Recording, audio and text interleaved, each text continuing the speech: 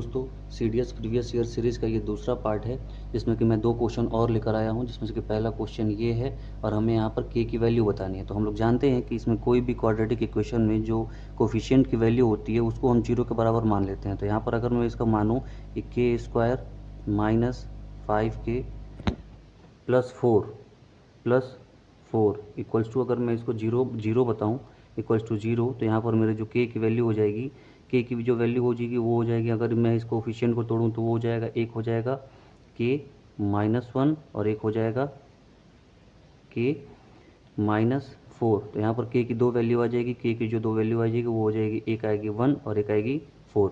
यहाँ पर मैं अगर इसको मैंने सॉल्व किया, अगर मैं ये दूसरे वाले को सॉल्व करूँ तो इसको सॉल्व करने पर होगा कि यहाँ पर हो जाएगा हमारा के स्क्वायर -3k -4 इक्वल्स टू 0।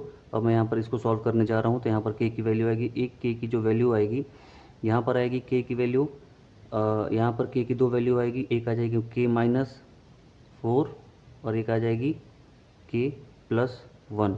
यहाँ पर के की जो दो वैल्यू आई वो आ गई हमारी, के की एक वैल्यू आ गई 4 और एक वैल्यू आ गई -1।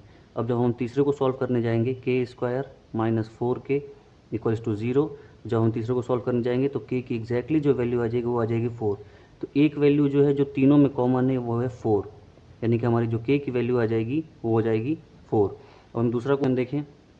दूसरा क्वेश्चन में ये कह रहा है कि ए स्क्वायर अपॉन में बी स्क्वायर प्लस सी स्क्वायर, बी स्क्वायर अपॉन में सी स्क्वायर प्लस ए स्क्वायर और सी स्क्वायर अपॉन में ए स्क्वायर प्लस बी स्क्वायर। तो यहाँ पर ए का पावर 4 प्लस बी का पावर 4 प्लस सी का पावर 4 की वैल्यू पूछा है। तो हमें कुछ करना नहीं है, हमें बस ए को भी 1, बी को भी 1 और सी को भी 1 मान लेना है। तो मैं ऐसा ही करता हूँ, ए को 1, बी को 1 और सी को 1 मान ले रहा हूँ। तो यहाँ हो जाएगा 1 अपॉन में 1 का स्क्वायर यानी कि 1 अपॉन में 2 इक्वल्स टू 1 अपॉन में 2 इक्वल्स टू 1 अपॉन में 2, यानी कि ए बी और सी को मैंने 1 माना है। तो इसका आंसर हमारा आना चाहिए था 1 का पावर 4 प्लस 1 का पावर 4 प्लस 1 का पावर 4, यानी कि इसका आंसर हमारा 3 आना चाहिए था।